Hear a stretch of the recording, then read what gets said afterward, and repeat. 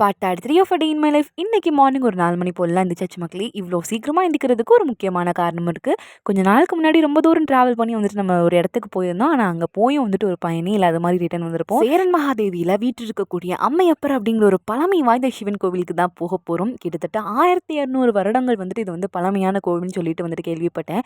அது மட்டும் இல்லாமல் நவ கைலாயத்திலே இது வந்துட்டு 2வது கைலாயமாக இருக்குது. சிவன் கோவிலுக்கு போகிறோம், சீக்கிரமாக கிளம்புங்கன்னு சொன்னாலே போதும், என்னெல்லாம் வந்துட்டு கையில் பிடிக்கவே முடியாது. நம்மளாம் வந்துட்டு ஒரே ஃப்ளையிங் தான், கால் தரையில் நிற்காது, கையில் பிடிக்க முடியாது அப்படிங்கிற மாதிரி ஆகிட்டு வாங்க போவோம்னு சொல்லிட்டு எப்படா போவோங்கிற மாதிரி இருக்கும்.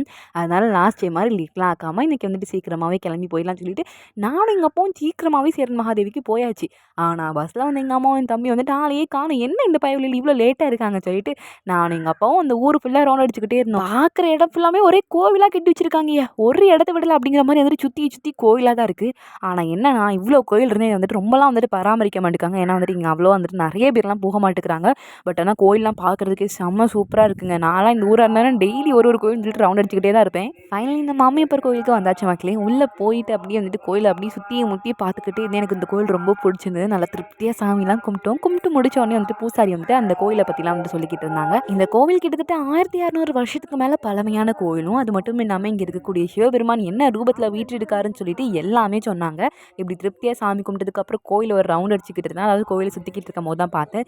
ரொம்பலாம் வந்துட்டு மெயின்டைன் பண்ணலங்க. இங்கே வந்துட்டு ரொம்ப ஆளும் வருது இல்லையா, மேபி அதனால் இருக்கலாமா என்னன்னு தெரில. நான் திருப்தியாக சாமி கும்பிட்டு அப்படியே வந்துட்டு கோயிலெல்லாம் வந்துட்டு சுற்றிக்கிட்டு இருந்தோம்.